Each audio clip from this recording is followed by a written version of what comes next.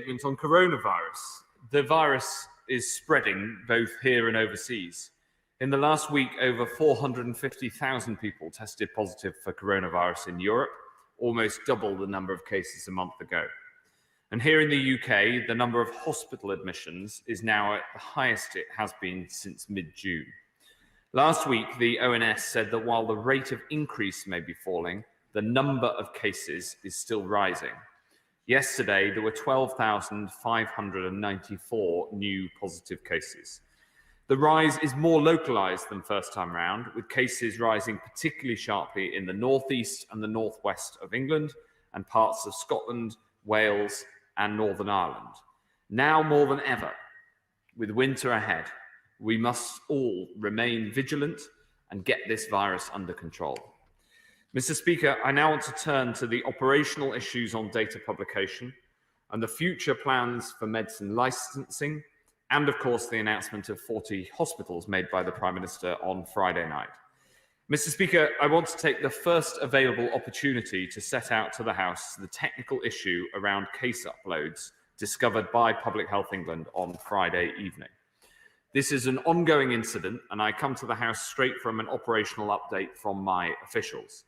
On Friday night, Public Health England identified that over the previous 8 days, 15,841 positive test results were not included in the reported daily cases.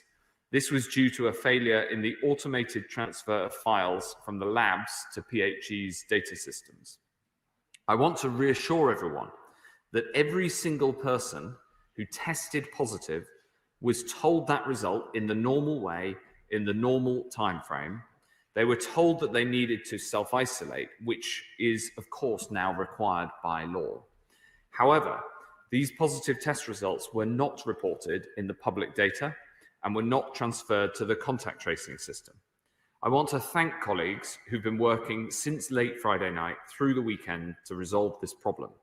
And I want to set out the steps that we've taken. First, contact tracing of these cases began first thing Saturday. We brought in 6,500 hours of extra contact tracing over the weekend, and I can report to the House that as of 9 a.m. today, 51% of the cases have now been contacted a second time for contact tracing purposes.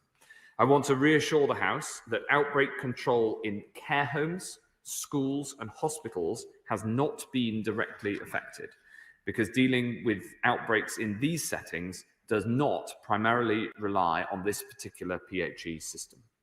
Second, the number of cases did not flow through to the dashboards that we use both for internal and for external monitoring of the epidemic. Over the weekend, we updated the public dashboard, and this morning the JBC presented to me their updated analysis of the epidemic based on the new figures. The Chief Medical Officer has analysed that our assessment of the disease and its impact has not substantially changed as a result of these data. And the JBC has confirmed that this has not impacted the basis on which decisions about local action were taken last week. Nevertheless, this is a serious issue which is being investigated fully. I'd like to thank Public Health England and NHS Test and Trace, who've been working together at speed to resolve this issue. And I want to thank everyone for their hard work over the weekend.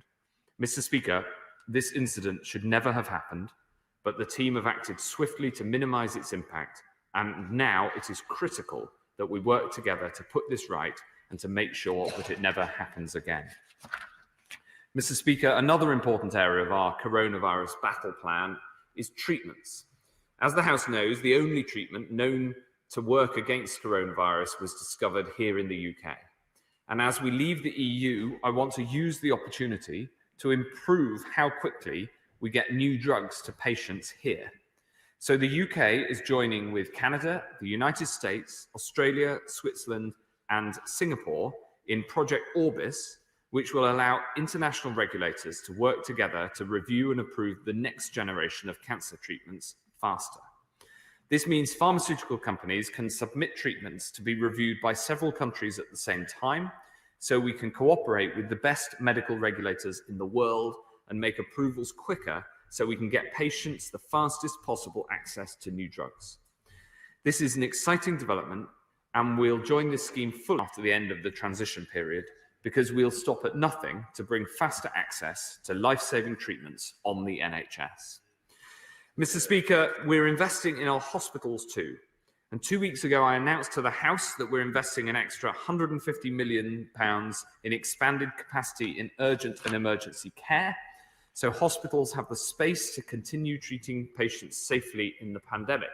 On Friday, I'm delighted that my right honourable friend, the Prime Minister, set out the 40 hospitals that we'll build by 2030 as part of the package worth £3.7 billion, with 8 further new schemes invited to bid for future funding, also to be built by 2030, including mental health facilities. This is the biggest hospital building programme in a generation, and the investment comes on top of an extra £33.9 billion a year that the government will be providing to the NHS by 2023-24. We passed that into law right at the start of this Parliament, Mr. Speaker, and these 40 new hospitals across England will support our mission to level up our NHS so even more people have top-class healthcare services in their local area, and so we can protect the NHS long into the future. Finally, Mr. Speaker, it's critical that our rules are clear at a local level so that the public can be certain of what they need to do to suppress this virus. And I'll update the House in due course on what action the government's taking so we can have more consistent approaches to levels of local action working with our colleagues in local government. For now, it's essential that people follow the guidance in their local area, and if they need to check the rules, they can check on their local authority website. Mr. Speaker, history shows us that the battle against any pandemic is never quick and never easy. It requires making major sacrifices and difficult choices. And I know that this has been a tough year for so many, and that we're asking people to persevere as winter draws in. Because the only safe path is to suppress the virus, protecting the economy, education, and the NHS until a vaccine can make us safe. And I commend this statement to the House. Secretary of State Jonathan Ashworth. Thank you, Mr. Speaker, and I thank the Secretary of State for advance sight of his statement. Now, Mr. Speaker, in recent weeks, we've had people told to travel hundreds of miles for a test. We've had hundreds of children out of school, unable to get a test. We've had tracers sitting idle, watching Netflix. We've had care home tests taking days to be processed. Yesterday, we had a health minister saying this could be a moment of national pride like the Olympics. We've had a Prime Minister in a complete muddle over the rules.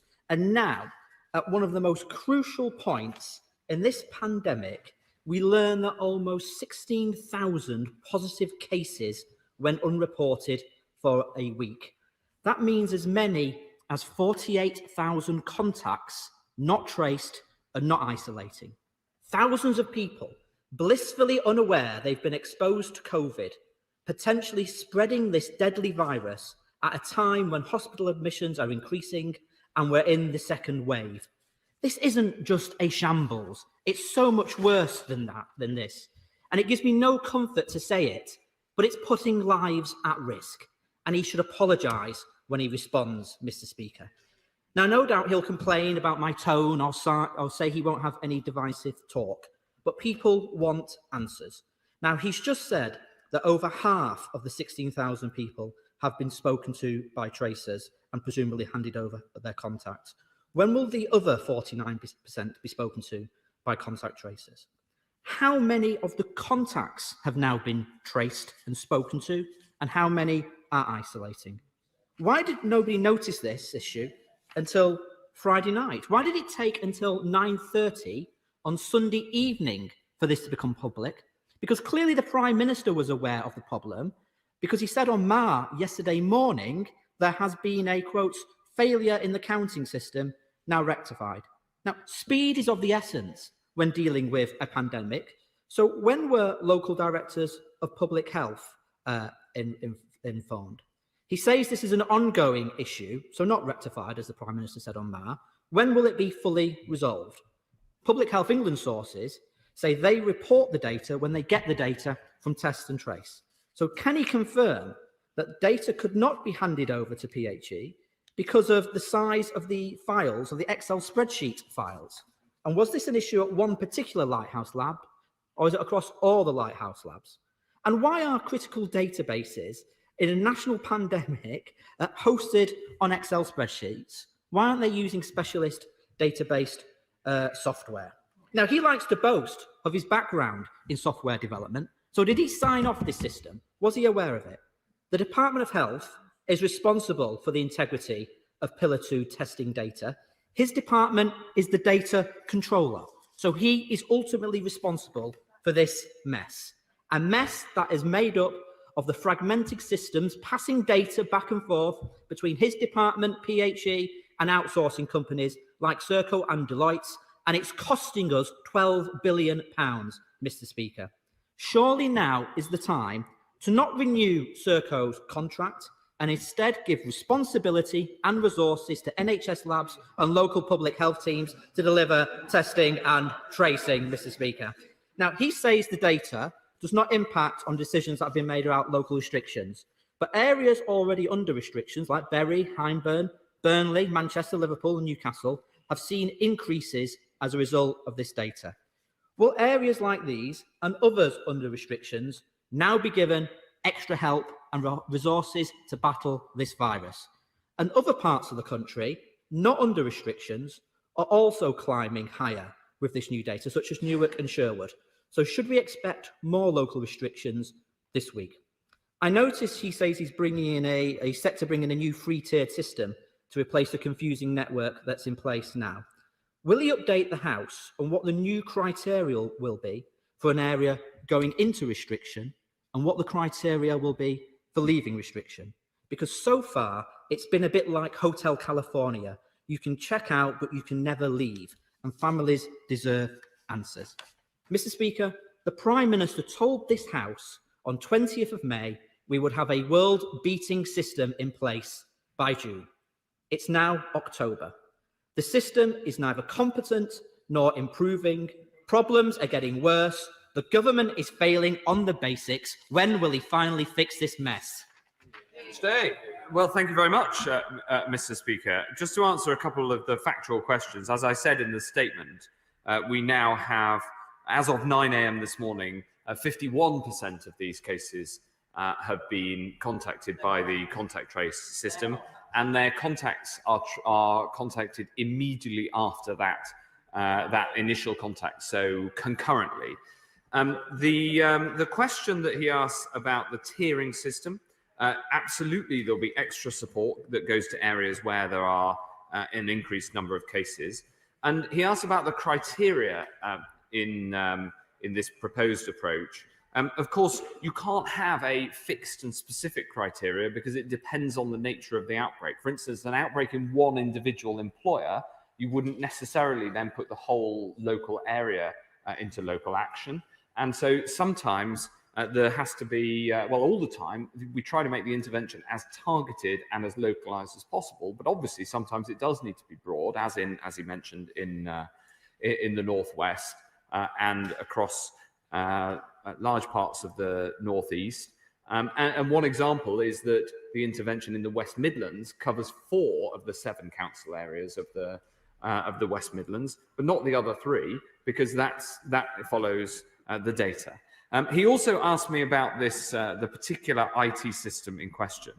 The problem emerged in a PHE legacy system, and we had already decided in July to replace this system, and I commissioned a new data system to replace the legacy one, and the contracts were awarded in August, and the work on the upgrade is already underway. So whilst, of course, we have to immediately change and solve the problem, we also need to make sure we upgrade this system, and we'd already put in place the contracts to ensure that that is happening.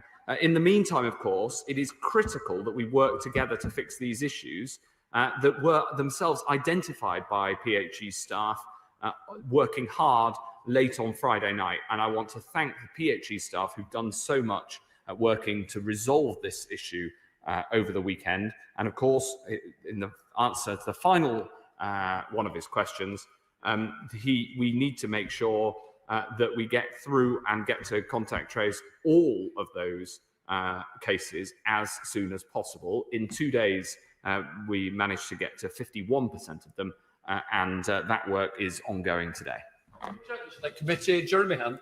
Thank you, Mr. Speaker. The Health Secretary deserves enormous credit for the expansion of testing capacity, which he has personally championed. But isn't the underlying problem here that the lighthouse laboratories have been overwhelmed by demand and are going to continue to be overwhelmed? And so do we not need to think about the structures, and in particular whether the responsibility for NHS staff testing and care home staff testing should be moved to hospital laboratories and universities in a way that was advocated this morning by Sir David Nicholson, the former Chief Executive of the NHS? Can I urge him to think about whether sometimes it's tempting to think that just by dealing with this latest problem, you're going to solve the whole problem? But this is a situation ahead of winter, ahead of the second wave, when we do need to think about whether these structures are right for what we have to deal with. Well, the expansion of the NHS testing is, of course, critical as well. And the system in question, where the problem was over this weekend, is a system that brings together the data both from the NHS systems and from the so-called Pillar 2 systems. So that is the challenge was in a system that integrates the two, rather than in just on one side or the other. But he makes a broader point, which is that as we expand the NHS's capacity as part of the overall expansion of testing, we have to ensure that we use that capacity to best effect. And many places, many parts of the NHS, increasingly, it's NHS testing capacity that is used for NHS staff testing. And that is a system that works well because the test is local and convenient.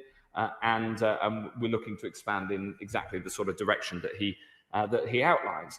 But I would urge colleagues away from trying to bifurcate between these two systems. Essentially, we have a whole series of different ways to access a test, and we need to make sure that people get the tests that are the most easy to access for them as much as possible. Video link. Dr. Philippa Whitford. Thank you very much, Mr. Deputy Speaker. The delay in almost 16,000 COVID cases being entered into government databases has resulted in last week's case numbers being totally inaccurate. The Secretary of State says the updated statistics would not have led to additional measures, but are there any new areas of heightened concern? PHE have blamed the problem on test result files being too big to load onto their central system. Was this, as has been suggested, due to the transfer of data between formats? And if the underlying issue was due to the rapidly rising number of positive cases, why was this not anticipated or identified sooner? And can he be sure that something like this can't happen again? Just as importantly, it means none of those cases were registered with the tracing system. And while, as he says, people with a positive test got their result, and we hope self-isolated, they didn't get direct advice and they did not give the details of their contacts. From the government's own data, people with COVID report an average of 3 to 4 contacts each. So this would represent 50 to 60,000 contacts who weren't identified, asked to isolate, and therefore will have continued to spread the virus. While up to 10 days has lapsed and the opportunity to prevent onward spread may have been missed, he mentions 51% of cases have been contacted, but what timescale does he hope to reach all the contacts of those cases? And given only about 60% of community contacts in England are currently reached, will he involve local authority public health teams in what is now a massive contact tracing operation? Thank you very much. Well, to the core of her the Honourable Lady's point, the assessment of the epidemic on the basis of the updated data is core to our approach to tackling the epidemic, and the Chief Medical Officer has analysed that, the new data, which we've now published, so on the coronavirus.data.gov.uk website. You can see the data, and that's on the corrected basis. And based on JBC analysis, the CMO's advice is that the assessment of the disease and of its impact has not substantially changed. And that's because the just under 16,000 cases were essentially evenly spread. So it hasn't changed the shape of the epidemic. It has changed the level in terms of where we're finding the epidemic and in what sorts of groups. She asks about how many contacts have been contacted as opposed to how many of the primary index cases. As I said, that is happening concurrently. So as soon as the index case has been contacted by test and trace and has been interviewed, then the contacts are immediately contacted. And as I say, we've got through 51% of the backlog over the weekend, and we've brought in more resources in order to complete that task. Clark. Thank you, Mr. Deputy Speaker. My right honourable friend and everyone in the House hopes that there will be a safe and effective vaccine available during the months ahead. But the head of the Vaccines Task Force has said that she expects it to be available to only half of the population, concentrating on the over 50s and the most vulnerable. Is that the Secretary of State's understanding? And what are the implications for the other half of the population? Well, this is a very important question, and the Vaccines Task Force has done incredibly important work in supporting the scientific development and manufacture of vaccines, and in procuring vaccines, 6 different types of vaccine from around the world. The work of deploying a vaccine is for my department, working with the NHS and the armed forces, who are helping enormously with the logistical challenge. And we will take the advice on the deployment of the vaccine based on clinical advice from the Joint Committee on Vaccinations and Immunisations. And the chair of the Select Committee will know that 10 days ago, the JCVI published a draft prioritisation, and they will update that as more data becomes clear from the vaccine. That is the government's approach to take clinical advice from the JCVI. Jeff Smith. Thank you, Mr. Deputy Speaker.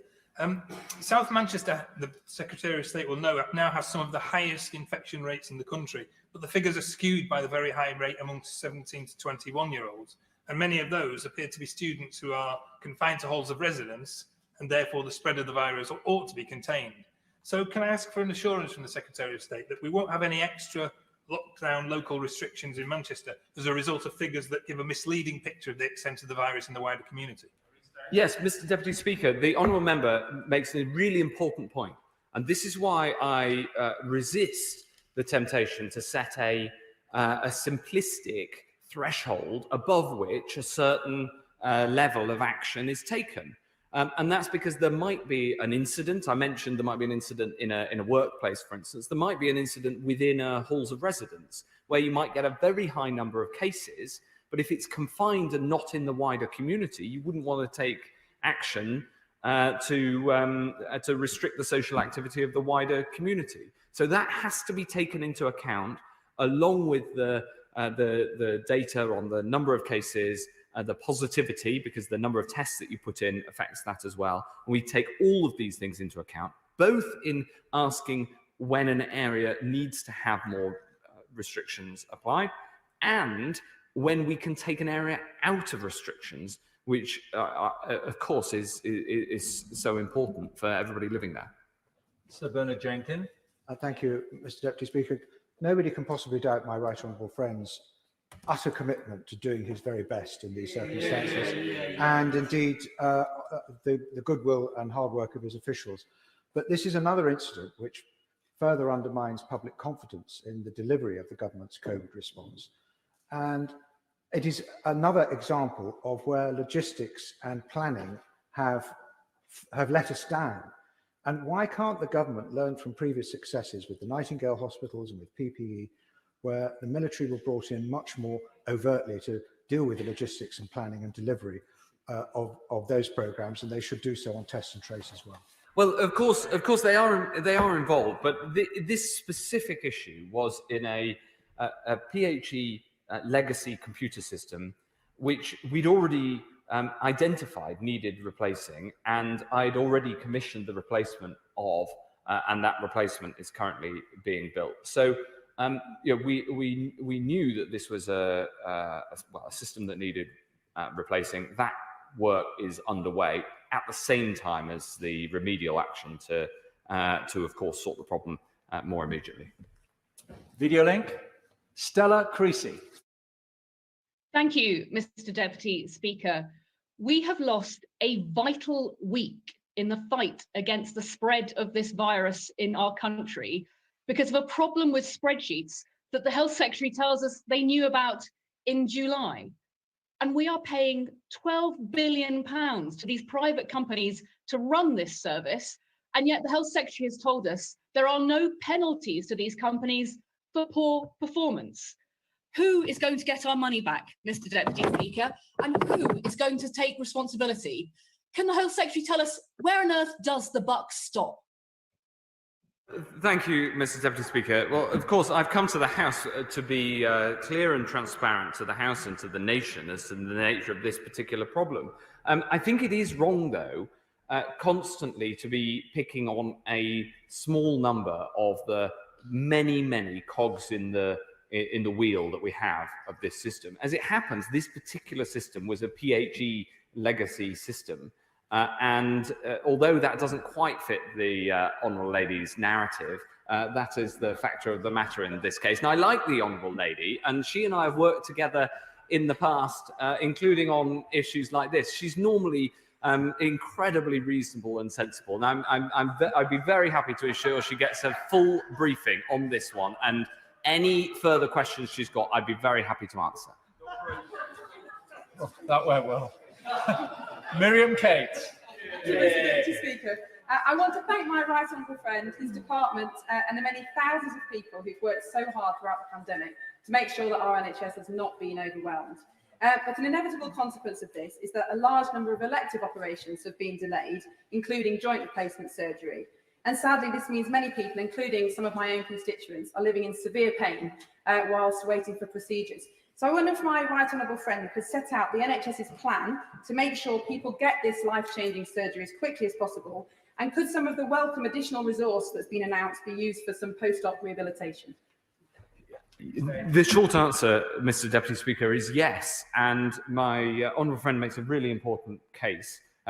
The restart of the elective operations within the NHS is now proceeding apace. Of course, the more we can keep the virus under control, the easier that restart is. But in any case, the NHS has done a huge amount of work over the summer to try as much as is possible to separate the NHS into what are called COVID green areas, where we have a high degree of confidence there isn't any coronavirus, and COVID blue areas where there may be, so that people can get the long-term elective work done that's needed, and that will include an expansion to rehabilitation. She might have seen that one of the list of 40 hospitals that the Prime Minister announced was the DNRC, which is the National Rehabilitation Centre, to be built just outside Loughborough.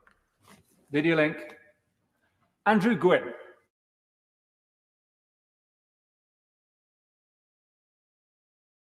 For over 2 months, yet we've now got some of the highest... Andrew, can you hear me? I can hear you. Please start the question again. The majority of Greater Manchester has been under local restrictions now for over 2 months, yet we've now got some of the highest rates in England. The test and trace debacle once again shows that the national system is broken and his measures aren't working. He knows the Greater Manchester authorities are keen to adopt a more localised approach. So if the newspaper reports are right that we're going to get a new tier system, isn't this the right time for the government to give local areas the control over test and trace systems supported by extra financial resources? Thank you very much, Mr. Deputy Speaker. Well, I half agree with the honourable gentleman. It is important that we put more testing resources into the areas where cases are high, and it is very, very important that we continue to strengthen the local engagement with the national system. And I was talking to the Mayor of Greater Manchester about this only this morning.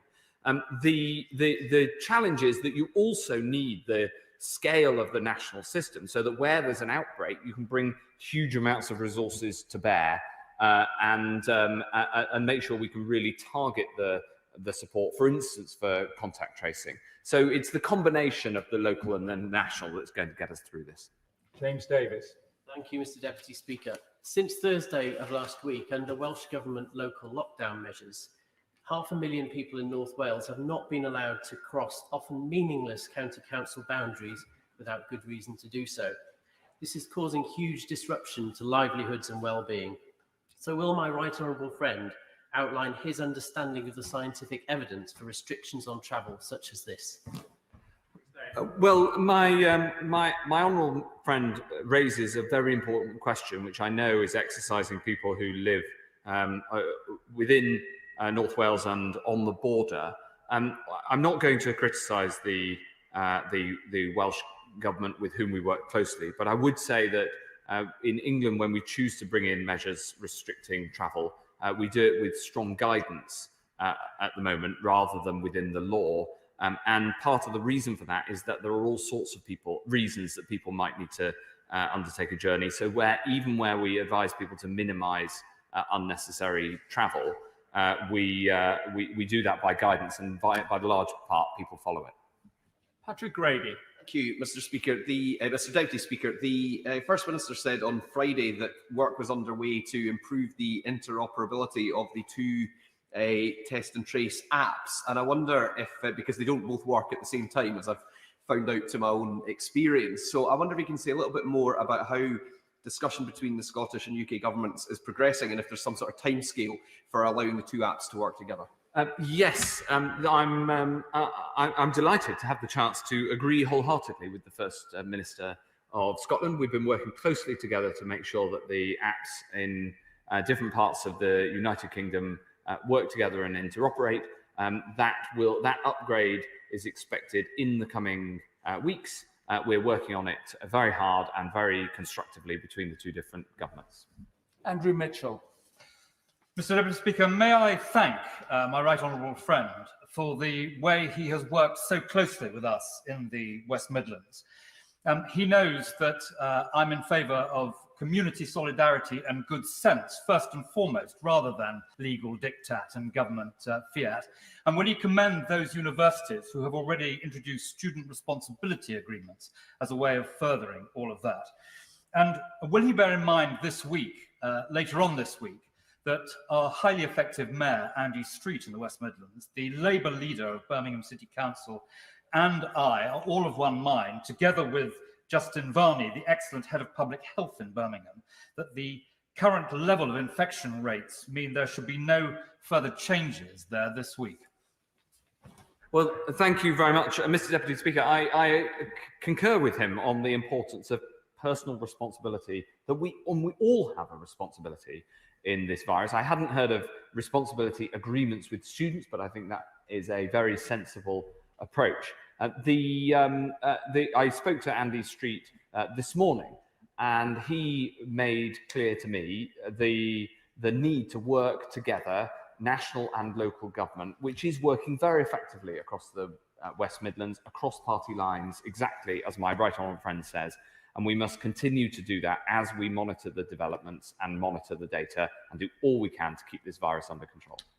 Munira Wilson.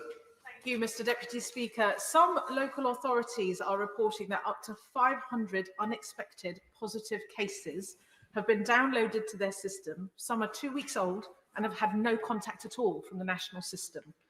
Directors of Public Health are angry and they're frustrated about the lack of joined up working and the fact that the national system continues to break, despite his and Baroness Harding's promises to go for a more locally led approach. So when will he start to work better with local authorities and have a more joined up approach, harnessing their expertise? That's exactly what we're doing, absolutely. And for instance, this morning I also spoke to Sadiq Khan, the Mayor of London, about how we continue to strengthen the join-up between the national and local approaches. I entirely agree with her that it's incredibly important. Dr. Luke Evans. Thank you, Deputy Speaker. Until we get a vaccine, the House knows that it's following the rules of hands, face, space, and get a test. But my right honourable friend will also know that there are different types of tests out there. So I'd like him to comment on the plans for future testing and what updates he might have. We've heard talk about salivary testing, finger prick testing, all that possibly may allow individuals to be able to deal with COVID themselves. Thank you. Yes, we're doing a huge amount of work to trial these next generation tests at the same time as expanding the current testing capability. For instance, wouldn't it be easier if you have to have a test, Mr. Speaker, if you just need some of your saliva rather than to have to put the swab all the way up your nose and down the back of your throat? These sorts of improvements in technology are in the pipeline, and we're working incredibly hard to bring them to bear as soon as possible. Liz Twist. Thank you, Mr. Deputy Speaker. The local authorities in the North East have put forward a proposal to be able to provide a test and trace service regionally. After this latest fiasco, will he now agree to pick up that offer of local testing and tracing and fund the local authorities in the North East to provide this? We put an extra £10 million to the local authorities in the North East to support the contact tracing, and we also are stitching together the data feeds between the national system and each of the individual local authorities in the North East, and it's a project that we'll keep working hard on, and I'll keep listening to the needs of the local authorities in the North East and across the rest of the country. Neil O'Brien. Thank you, Mr. Deputy Speaker. It's good that we are now testing more than other countries, and it's good that we've got a quarter more testing capacity than we did in August. And we're very grateful to the staff of the mobile testing centres that we now have in Udby and Wigston. But what is my right honourable friend doing to further drive up testing capacity so that we can stay ahead of this? Well, that is the subject of a huge amount of government effort and working with the NHS, working with the private sector, both on the current technology and the new technology. Mr. Deputy Speaker, I just make a point about Udby and Wigston in my honourable friend's constituency. People often, people say, where is a local lockdown having an effect? Well, the answer is Udby and Wigston, where the case rate has come down because the good people of Udby and Wigston have followed the locally applied rules, and it's brought the virus back under control. And I'm very grateful to my honourable friend for the leadership that he's shown there, along with the leader of the county council and of the district council, who worked really hard together to make this happen. Karen Buck. Mr. Deputy Speaker, despite all of the billions that have been spent on testing, we learned at the end of last week that the testing levels in London fell by 43% on the week before. There is also a staggering variation in capacity. In my own borough, Westminster has one of the lowest testing rates in London.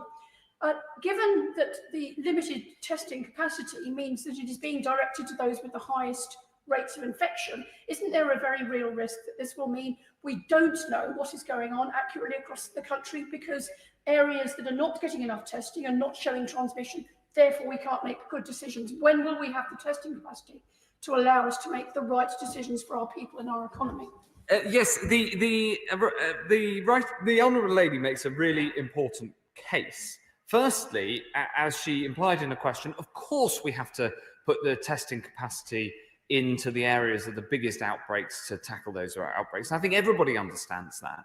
At the same time, we've got to increase testing capacity, and we're doing that. But the third point is, if an area has lower testing than another area, we have to make sure that we take that into account when you look at how serious the problem is. And we do that in two ways. The first is the positivity rate, so what proportion of tests come through positive.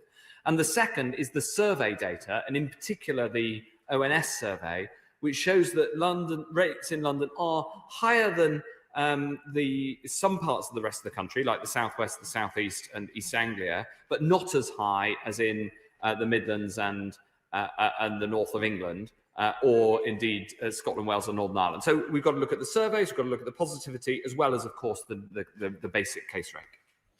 Aline Cairns. Thank you, Mr. Deputy Speaker.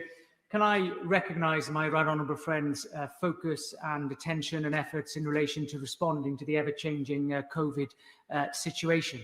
And in this, does he recognise that there are currently a myriad of different forms of restrictions across the different parts of the country that can become confusing? Therefore, what consideration has he given to simplifying the approach to the restrictions And in doing so, would he ensure that any simplification applies to every part of the UK? The short answer is yes. I think that the proposals that we are working through and that I'll bring to this House, Mr. Deputy Speaker, to have a more simplified approach to the local action that's needed. We have shared that approach with the devolved administrations, and indeed I've discussed it with Vaughan Gething, my opposite number in Wales, and it is the sort of approach that would simplify further were it undertaken across the UK. But of course, that's a decision for the Welsh Government in Wales and for the devolves, because public health decisions are devolved. But I would urge the Welsh Government to work, well, they are working with us, and I'd urge my right honourable friend, who's a very strong voice in Wales, to try to persuade the Welsh Government to take that sort of approach right across the whole of the Principality. Jonathan Edwards. Diolch, Mr. Deputy Speaker. Increasing evidence indicates that so-called long COVID is impacting around 10% of those contracting the virus. So what assessments have been undertaken on the potential long-term social and economic impacts of long COVID, as well as lasting pressures on health and care systems? Mr.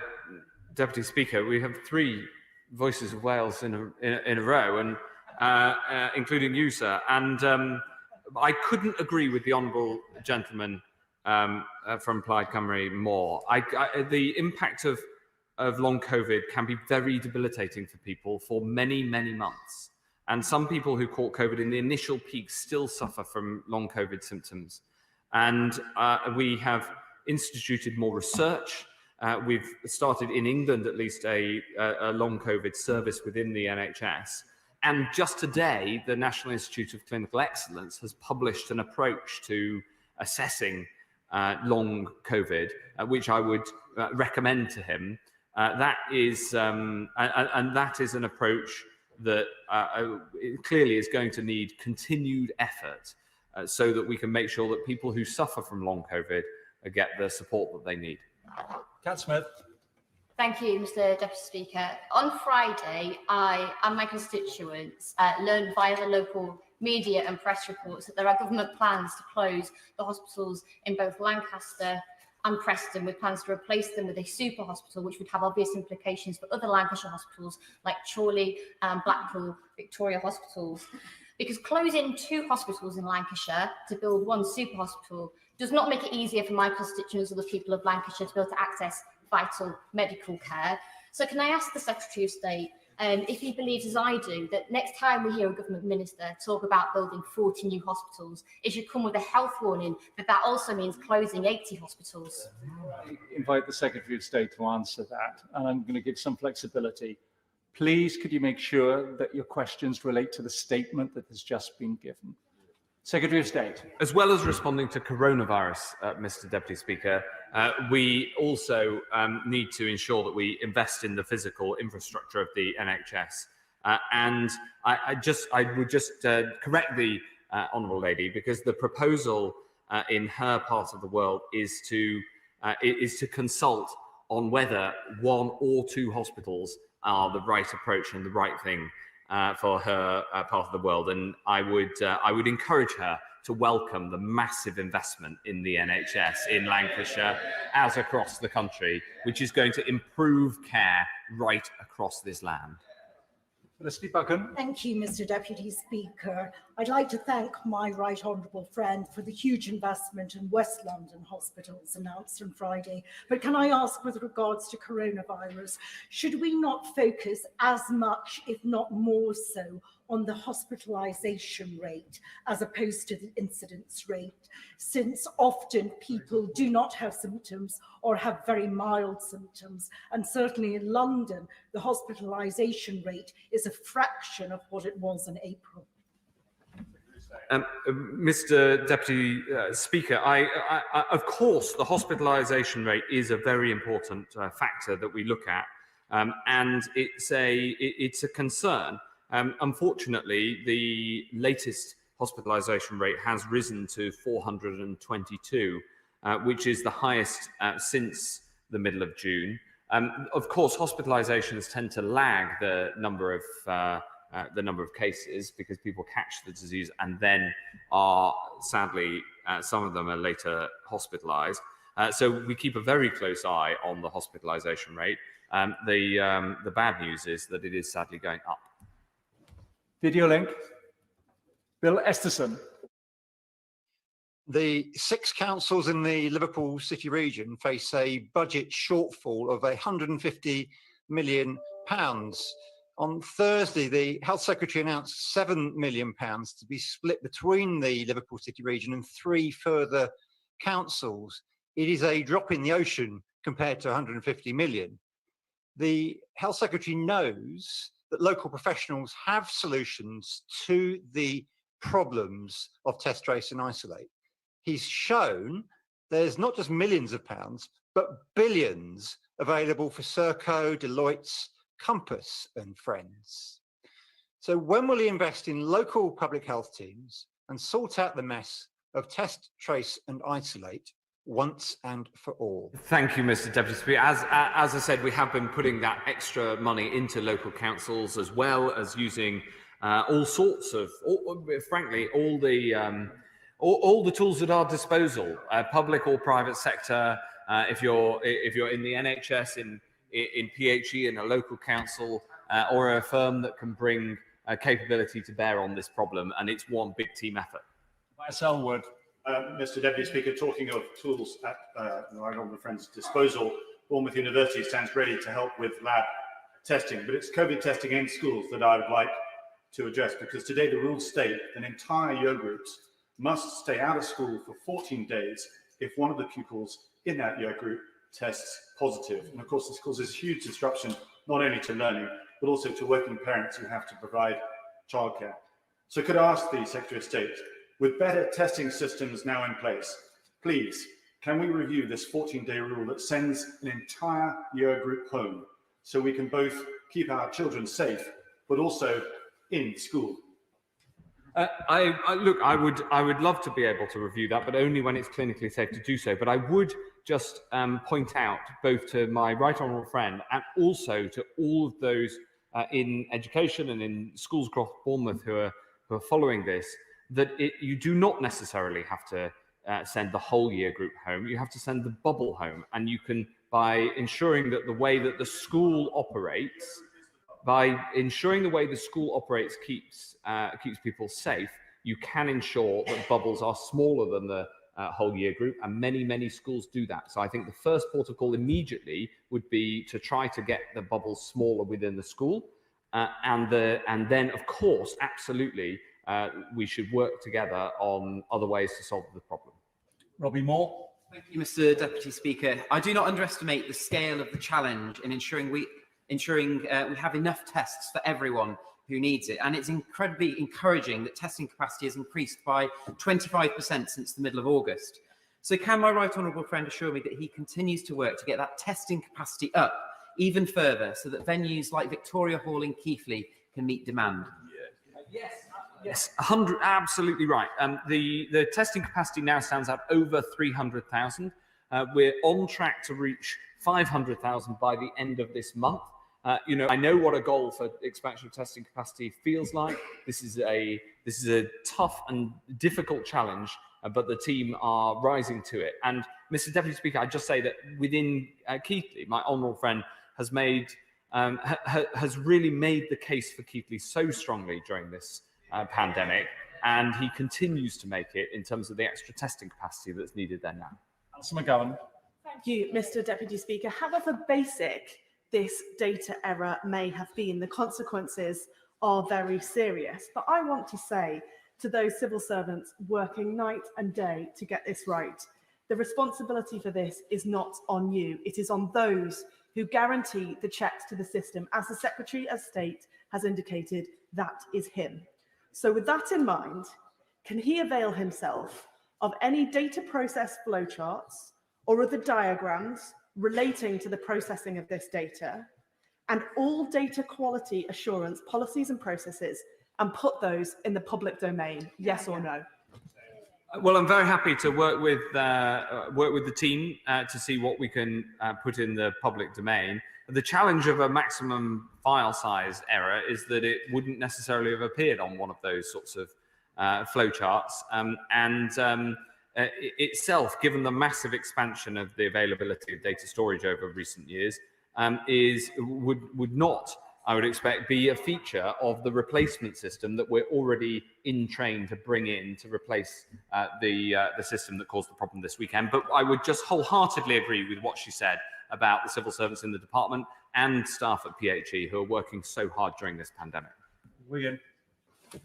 My honourable friend gave an excellent answer to the honourable member for Tunbridge Wells. The JCVI report is indeed most helpful and reassuring because it prioritises the vulnerable, the elderly, and of course our health workers. However, it last met on the 1st of September and the report is dated the 25th of September. Can he confirm that if there is more information on the progress of the vaccine, that committee will meet again and we'll get another excellent report? Yes, absolutely. When people are asking questions about how the vaccine will be rolled out, and of course I understand why people are so interested in that, we will, of course, protect the most vulnerable first, and we'll do that on the basis of clinical advice, and the JCVI brings together the best clinicians in this area. Of course, it meets very regularly, and decisions of the JCVI will not be on the critical path to the rollout of the vaccine. I've been assured of that. Video link. Debbie Abrahams. Thank you, Mr. Deputy Speaker. One of my 15-year-old constituents had a COVID test over a week ago, and in spite of chasing, is still none the wiser as to whether she has COVID or not. Not only is she having to self-isolate, but her mum, a nurse, is also having to take the precaution of self-isolating, something she says her ward can ill afford. On top of this, Mr. Deputy Speaker, last month, the time taken to get test results back from the National Test and Trace programme, the Oldham's public health team, to enable them to trace the cases the national programme is failing to get in touch with, was 12 days. 12 days, not 24 hours. So will the Health Secretary please tell my constituents how many of the 16,000 or so lost test results were from Oldham, and how many contacts, not cases, have not yet been traced? Thank you very much, Mr. Deputy Speaker. Well, of course, the good news is that the turnaround time of test results has been coming down. I'd love to see to take up the case of the individual who hasn't had a result back as she described, because that is rare. The majority of cases come back now the next day, and that's good news. I'll specifically be looking to turnaround times in Oldham, because an average of 12 days seems a lot longer than I expected, and I'll make sure I get back to the honourable lady at the appropriate opportunity. Croft. Thank you, Mr. Deputy Speaker. Speaking to local people, it has become clear that there are still concerns about routine appointments, GP appointments, and increasingly routine dental care as well, which is obviously really important to prevent future problems down the line. Can my right honourable friend tell me what plans he has over these potentially bumpy next few months to ensure people are still able to get those appointments? Yes, well, for all my enthusiasm for technology, and that enthusiasm is huge, the need for people to have a face-to-face appointment with their in primary care at their GP surgery, if that's needed, is obviously critical. And every GP practice should, of course, offer those face-to-face appointments where they're needed in a COVID-secure way. We've made that clear. The vast majority of GPs are doing incredible work and offering the public the service and the vocation that they went into medicine for. If my honourable friend has specific examples, I'd be very happy to look into them. But overall, it's so important that we keep primary care running. Video link. Barry Sherman. Mr. Speaker, my former student, thank you. Could I say to the Secretary of State that we're talking about human beings here, working systems, and I warn him that there will be more glitches. Technology means glitches. So I'm worried about him because we've got a long, hard winter. And can I ask him, does he agree with me that what we're doing in Huddersfield and Kirkleaf, working together as a council, as a local university, as a local health trust, working together, putting party political issues to one side, this is what we must do this winter. A long, hard winter. We've got to beat this virus, and we've got to work together in order to do that. I agree with every word that my honourable friend said. Aaron Bell. Thank you, Mr. Deputy Speaker. Firstly, could I welcome the new centre at Keele University campus in my constituency, which opened last Friday, and thank his department for that. But secondly, he may be aware of the article in the Times on Saturday suggesting people were having difficulty accessing tests in the centre in Newcastle-under-Lyme itself, which had been walk-up in August but now requires booking. The article suggests there's plenty of capacity at the centre, but there's not yet enough at the labs. So could he confirm this government is still committed to 500,000 tests per day by the end of this month? Mr. Deputy Speaker, we're committed and on track to the delivery of 500,000 tests by the end of this month. We have capacity at over 300,000 now. I saw the article in the Times newspaper. Of course, one of the good things is that in Newcastle-under-Lyme, the case rate had come right down, which meant that we had a walk-in centre because it was an outbreak area, and it stopped being an outbreak area because everybody in Newcastle-under-Lyme did their bit and brought the case rate down. And so that's a good thing, of course. But it does mean that we have to make sure that the testing is targeted at where it's most needed across the country. But what I really want to do is have that extra capacity that we're building so everybody everywhere can get it. Video link. Barbara Keeley. Thank you, Mr. Deputy Speaker. In Salford, the case numbers have now risen above 250 per 100,000.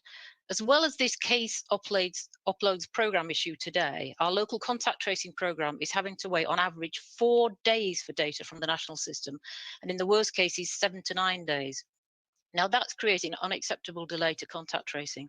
In August, Baroness Harding said that we would have a contact tracing system which was local by default. So what is he doing to make sure that data gets to local authorities in a timely way so that they can be followed up by genuinely local contact tracing systems under the control of our local directors of public health? This is the goal as she sets out, and reducing the times for those transfers is very important. And making sure that the transfers happen effectively and in an automated and cohesive way is very important. But the approach that she sets out of using the national system to contact, to do the first attempts at contacting people, contact those who it's easy to contact, and then use the local system to contact those where it's more difficult, where the boots on the ground can help. That's the approach that we're taking to make sure that we can get that join up as effectively as possible. Jane Stevenson. Thank you, Mr. Deputy Speaker. I'd like to thank the Secretary of State for working so constructively with Wolverhampton City Council when they requested some limited local restrictions around households visiting other households in their own homes. As we move forward to get the virus down, can we give further advice on how we all can limit transmissions within home settings, especially where we have a vulnerable family member? It is so important that people follow this guidance. And of course, the first principle for everybody needs to be hands, face, space. And keeping a distance, if possible, within households if somebody tests positive. And the other thing not to underestimate is the importance of cleaning, because this virus passes on through the air, but it also passes on surfaces, and we should all be aware of that. Video link. Dan Jarvis.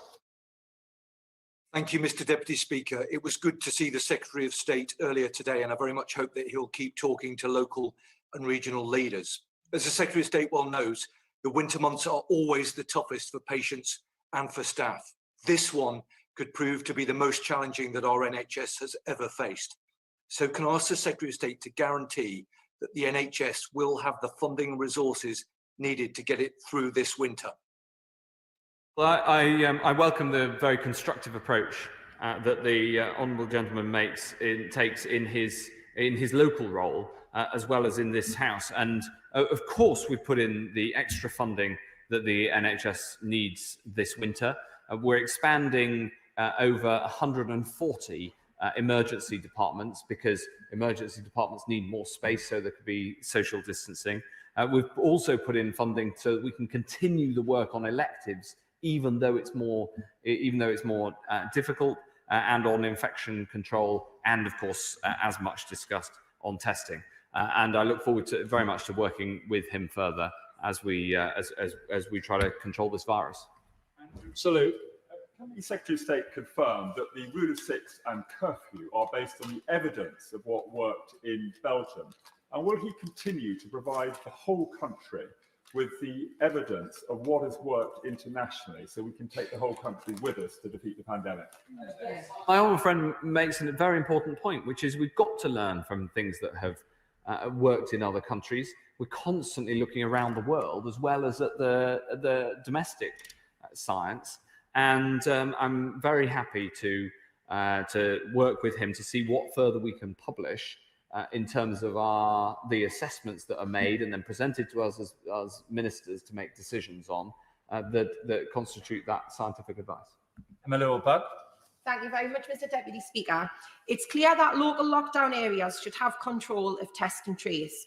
Yet at the weekend, the Prime Minister was adamant it wasn't failures with his world-beaten system that's impacted on our local increases, but that my constituents are just undisciplined in following his confusing and incoherent messaging. Does the Secretary of State share the Prime Minister's insulting view? I think it's incredibly important. I think it's incredibly important as leaders in our local area that all of us reiterate the public health advice that people should follow the rules that are put in place for a reason. Nobody wants to have these rules in place, but they are important to keep us all safe. Selene Saxby. Thank you, Mr. Deputy Speaker. I recognise the scale of the challenge in increasing testing capacity, and in Devon, this has increased by over 40% since the start of September. Can my right honourable friend assure me that work continues to rapidly get that capacity up even further so constituents in my North Devon constituency are able to get tested? Yes. Richard Thompson. Thank you, Mr. Deputy Speaker. In the Minister's statement, he said that 51% of the cases have now been contacted a second time for contact tracing purposes. Can the Minister clarify how many people are still waiting to be contacted for a first time? And how can the Minister say with any confidence that the notification process for those individuals hasn't been delayed?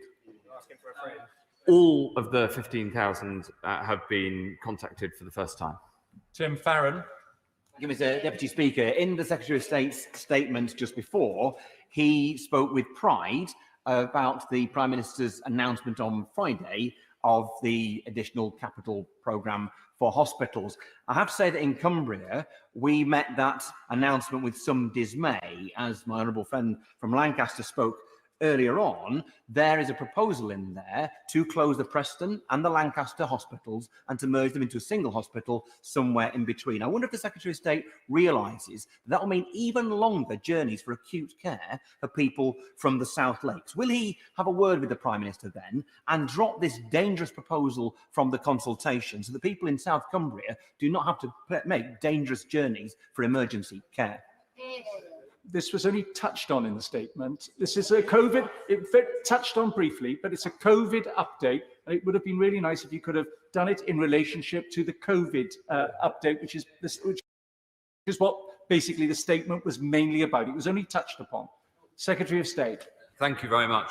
Well, as part of the coronavirus response across Lancashire and Cumbria, we want to make sure also that the NHS is prepared for the long term. And so we're putting a huge investment into Lancashire and into the new hospitals in Lancashire. And as he almost mentioned that there is a consultation on whether to have 2 replacements or 1. I entirely understand that he takes a position within that consultation, but I think it's worth just explaining that there is a consultation on whether to replace with 2 or 1 hospitals, and there will rightly be full public engagement with his constituents and the honourable ladies and indeed potentially yours, Mr. Deputy Speaker, on which is the right approach to go. But this is a massive investment in the local NHS that everybody should welcome.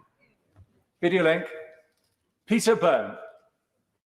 Thank you, Mr. Deputy Speaker. Can I thank the Secretary of State for coming to the House yet again to update the House on COVID matters and health matters.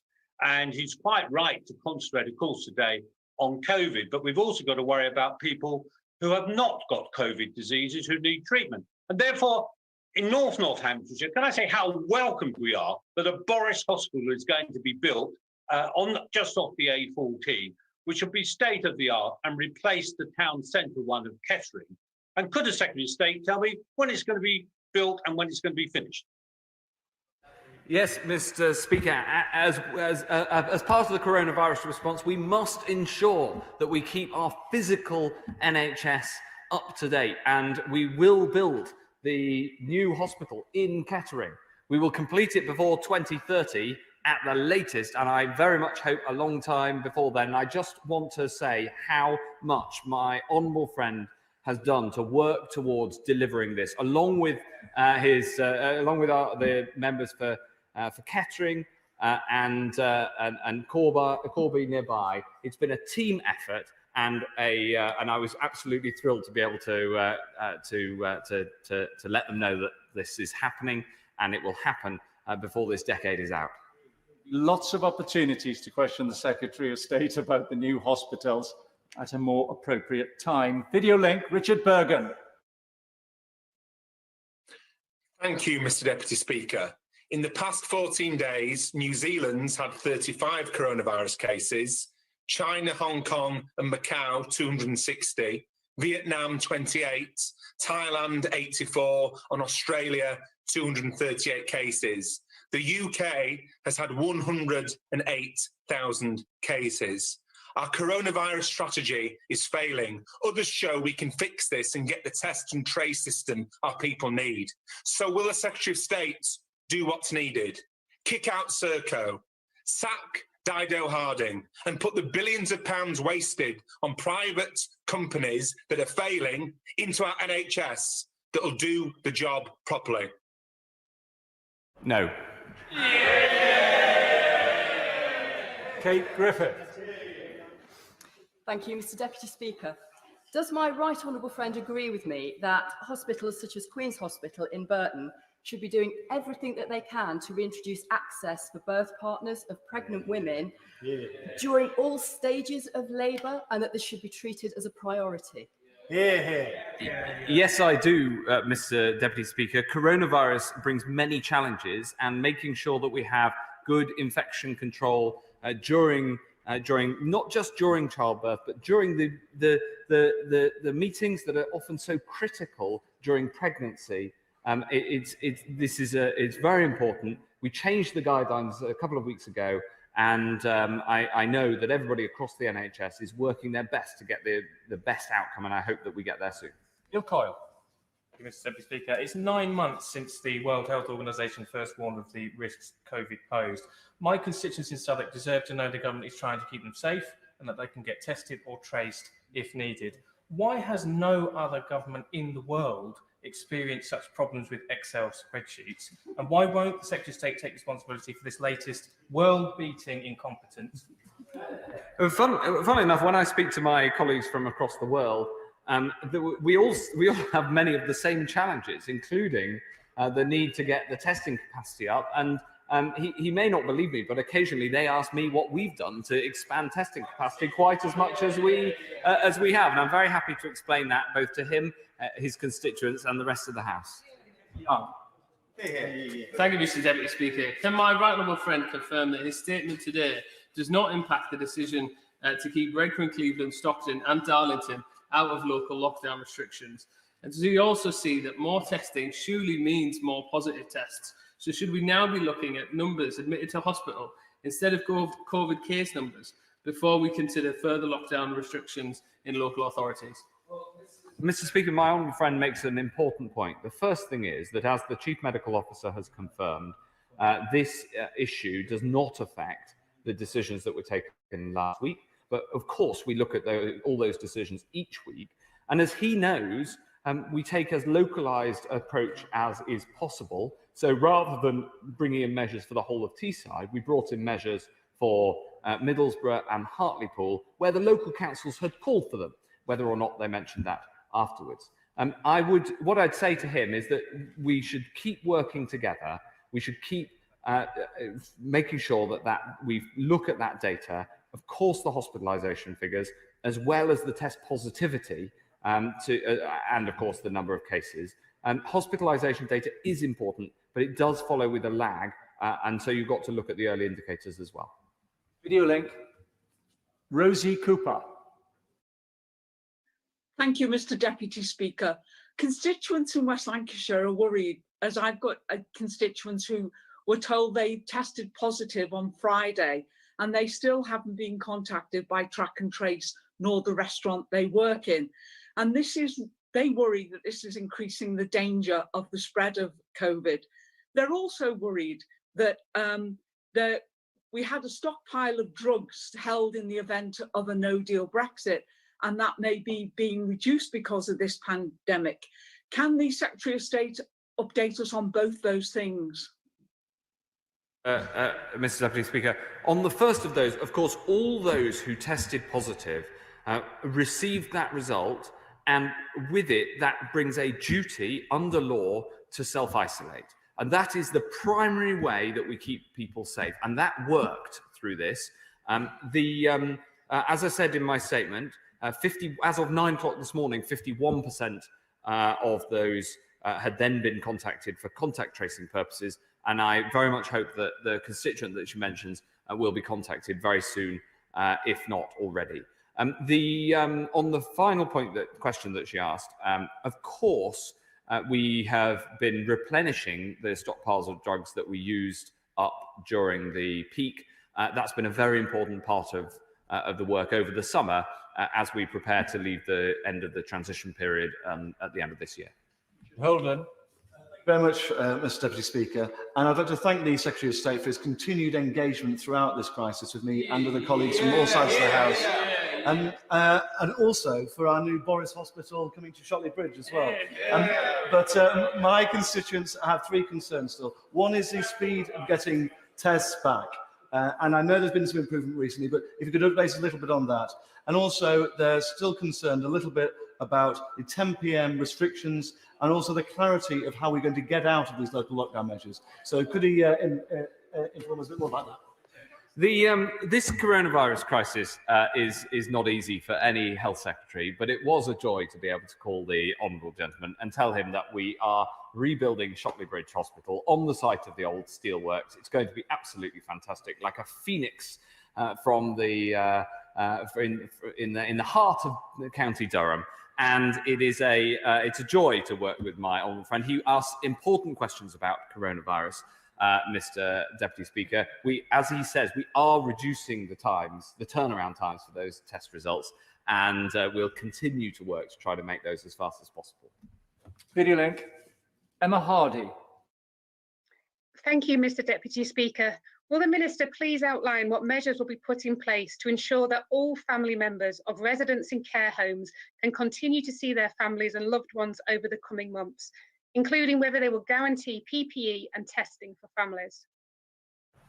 The Honourable Lady has taken a close interest in this very important subject repeatedly.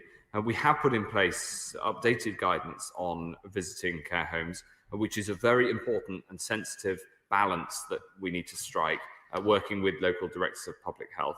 I can't give the guarantee that she seeks in all areas because it is a matter for the judgment of the Director of Public Health locally, because in some parts of the country the virus is more prevalent than elsewhere. I wish I could, I can't, and I look forward to continuing to work with her to try to get that balance right. Tom Randall. Thank you, Mr. Deputy Speaker, and I do welcome the news that the QMC and City Hospital are going to be rebuilt in Nottingham. But on the subject of PPE, the Minister of Health told the PACAC Select Committee in July that in the early days of the pandemic, the government went from supplying 250 or 260 hospitals to 58,000 organisations. Such was the pace of change. So with the measures that the government's taken recently with the 32 billion pieces of PPE export, Can my right honourable friend assure me that the government's now in a much better position to deal with PPE, should there be any increase in cases as we go into the winter? Yes, absolutely. The PPE distribution system was described by the head of the armed forces as the biggest logistical exercise he'd seen in his professional lifetime, and that has been it's been a mammoth effort to get it into decent shape. But it is now in decent shape, I'm very glad to say, and we've prepared. Not only we've been preparing to solve the current problems, but preparing in case of a second peak, and we've said that PPE will be free to NHS institutions and care homes for the remainder of this financial year to remove that worry. And I just want to strongly support what my honourable friend said about the warm welcome to the rebuilding of the QMC and City Hospital in Nottingham. It's a place I know well from my family, many of whom are from Nottingham, and it's really great that we're able to put in that huge investment. Video link. Lucy Powell. Thank you very much, Mr. Deputy Speaker. Firstly, I'm reassured by the Secretary of State's answer to my friend, the member for Manchester Withington, that Manchester won't be subject to further restrictions as a result of contained outbreaks in halls of residence. However, residents in Manchester have now been unable to see their loved ones for over 2 months, when our rates were less than 50 per 100,000. They're now 10 times higher than that.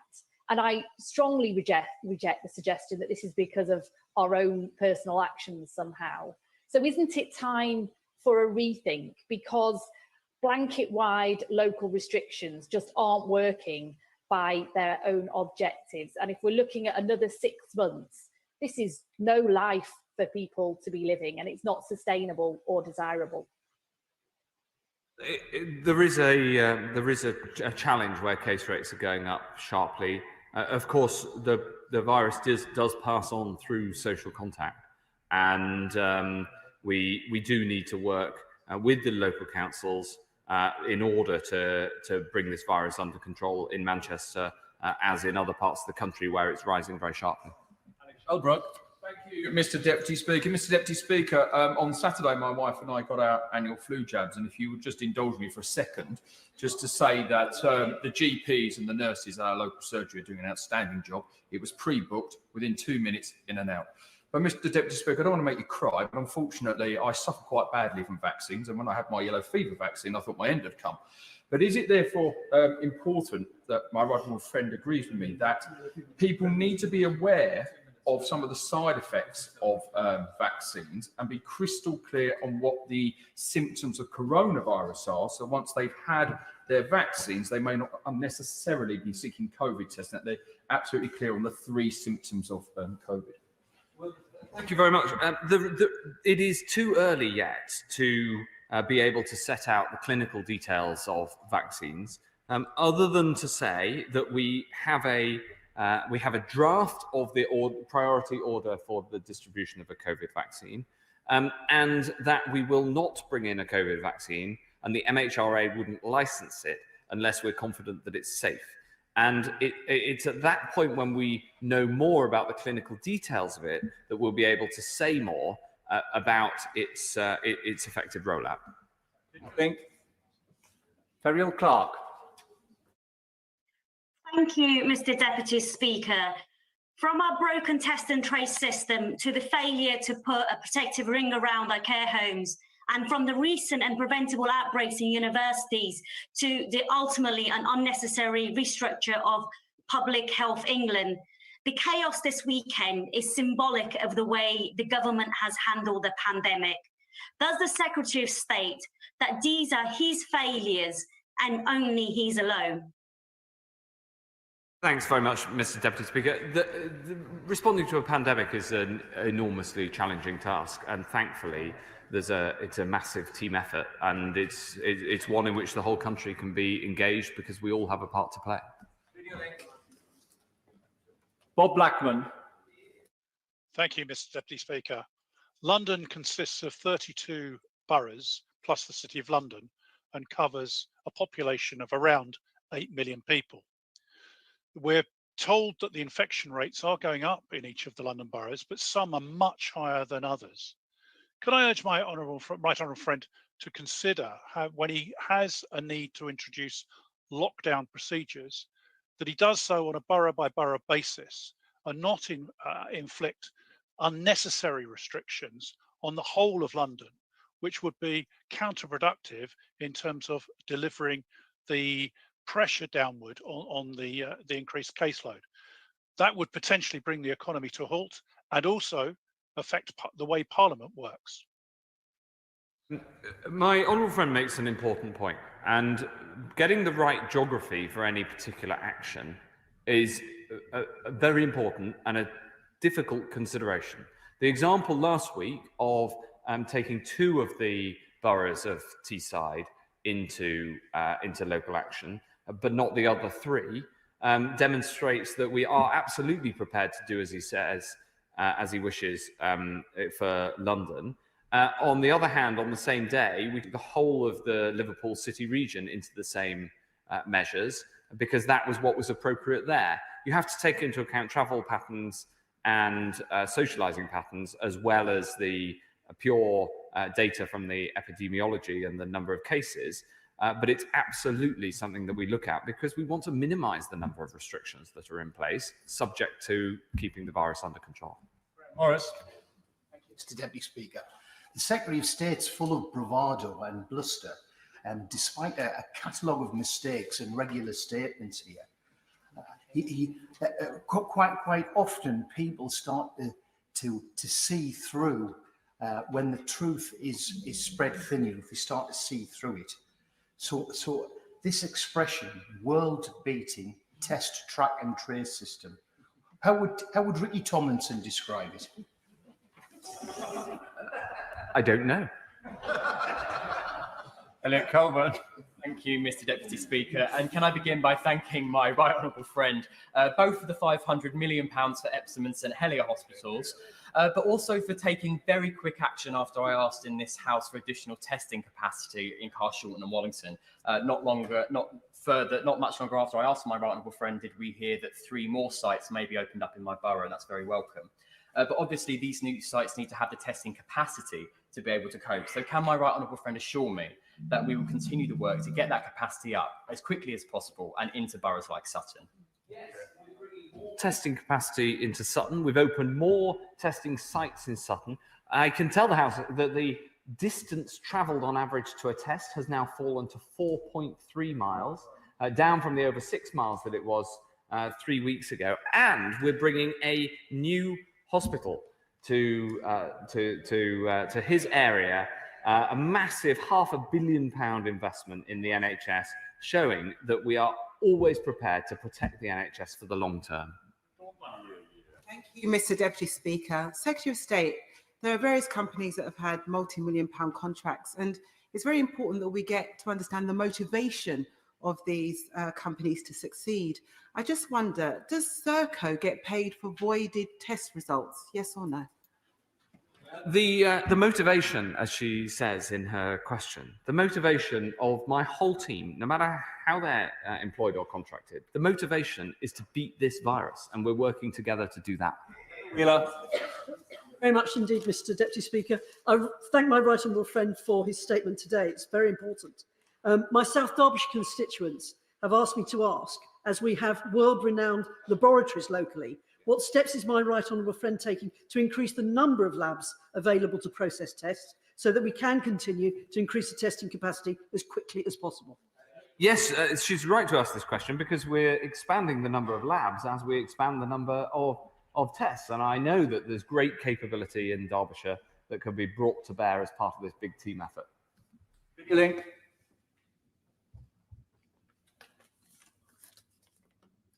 Speaker, Geraint Davis.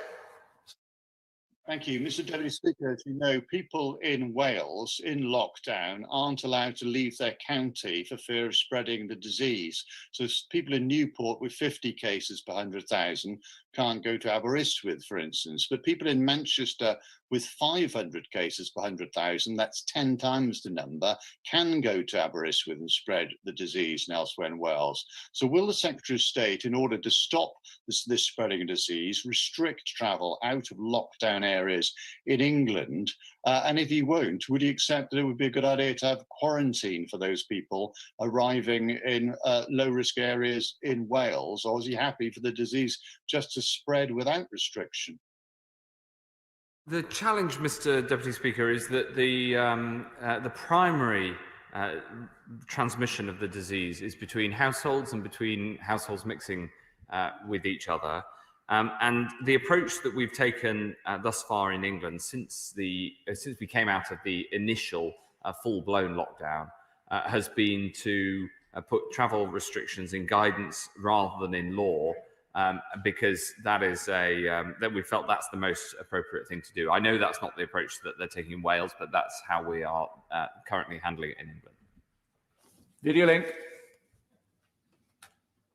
Kenny McCaskill.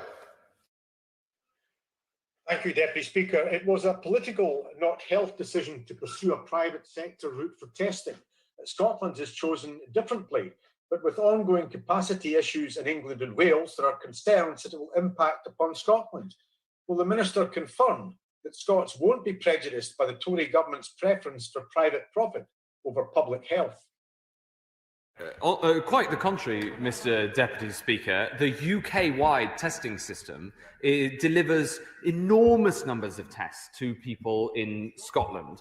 And I know from having studied it that people in Scotland are really grateful for the fact that we work together, the UK government delivering testing in Scotland alongside the Scottish NHS delivering testing in Scotland. And it's that sort of coming together that people look for during a time like this. Jonathan Gullis. Thank you, Mr. Deputy Speaker. In Stoke-on-Trent, we were delighted to come off the national watch list as an area of concern after hard work from Stoke-on-Trent City Council, Staffordshire County Council, and most importantly, the people of Stoke-on-Trent, Kidsgrove and Talk for adhering to the public health messaging.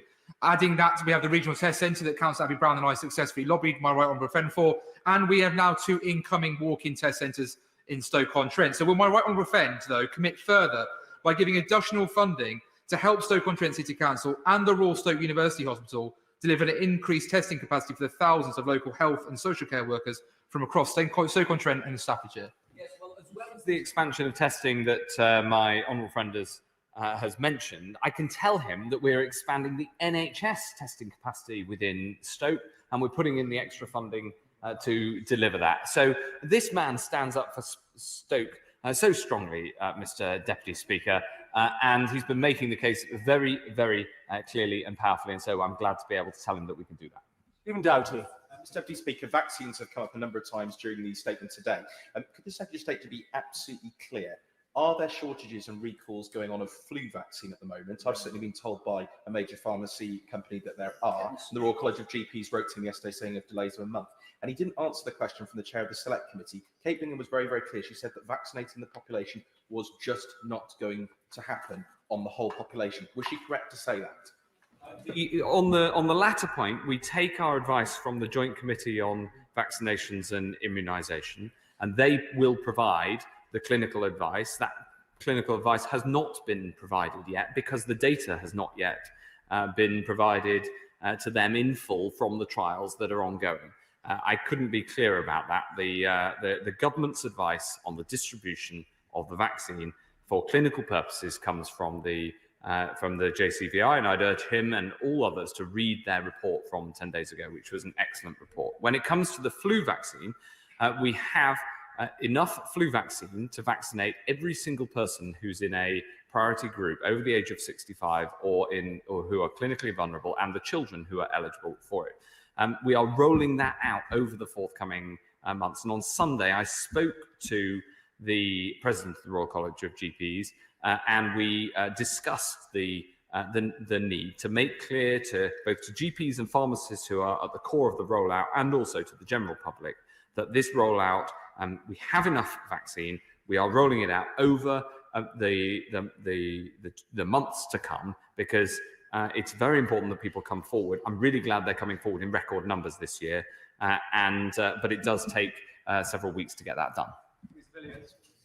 I think the House should recognise that going from 2,000 tests a day in March to around 250,000 now, and hopefully seeing that double over the next few weeks, is a significant achievement. But can the Health Secretary provide any reassurance that sectors like travel, like theatre, like events, that are in so much difficulty now, can we use mass testing to help them open up again?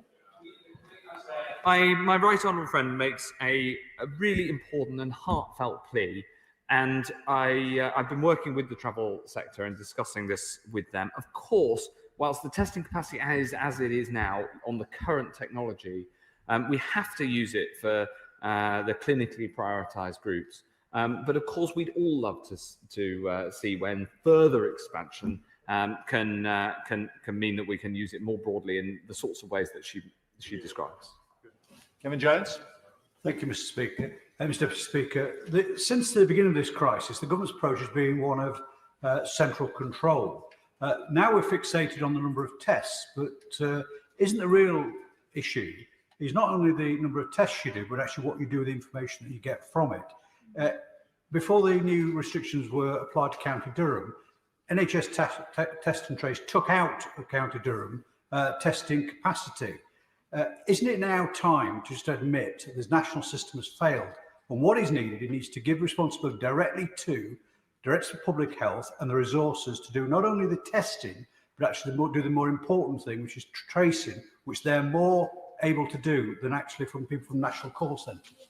Yes, we've put in money, including into his constituency, to do exactly that, to make sure that there is that local support. And when he says that we should follow an approach, a localised approach, that's exactly what we did with the North East. When the North East 7 councils came to national government, they asked for a set of interventions to be put in place, and we put those interventions in place. That is exactly the sort of approach that we ought to be taking and will continue to do. Mike Wood. Thank you, Mr. Deputy Speaker. The number of people in Dudley who are being triaged for coronavirus testing has halved in the past couple of weeks. It's hard to believe this is down to reduced levels of demand. What progress is my right honourable friend making in expanding that capacity so that my constituents in Dudley South can get the testing that they need readily and when they need it? Now, we are expanding that testing, but Mr. Deputy Speaker, I'd also say this. In this House 2 or 3 weeks ago, the big item of discussion was the excess demand for testing, and we put out public health messaging to the public to explain you come forward for a test if you have the symptoms of coronavirus, but not if you don't. And we have seen the number of people who come forward without symptoms has fallen since then, meaning that we can get the testing capacity we have to the people who need it. And that has been a success. And I want to thank everybody, frankly, in the country who's listened to those messages. We've worked hard to get more comms out about it, and that has been moving in the right direction. Jason McCartney. Thank you, Mr. Deputy Speaker. COVID case data is used to decide which areas are in local lockdowns, with the impact on hospitality businesses, families visiting loved ones in care homes, and the detrimental effect to mental health of those missing out on social interactions. Therefore, can the Secretary of State assure me and my Colne Valley constituents that the data used to put us in local restrictions is up to date and accurate, and as soon as we start getting the cases down, we can then come out of local restrictions as soon as safe to do so? My honourable friend makes an incredibly important point, which is that whilst, of course, we're vigilant and we have to bring in local action in some cases, as we have done in his area, we will then also bring areas out whenever it's safe to do so, as we did in his area, which unfortunately then had to go back in again.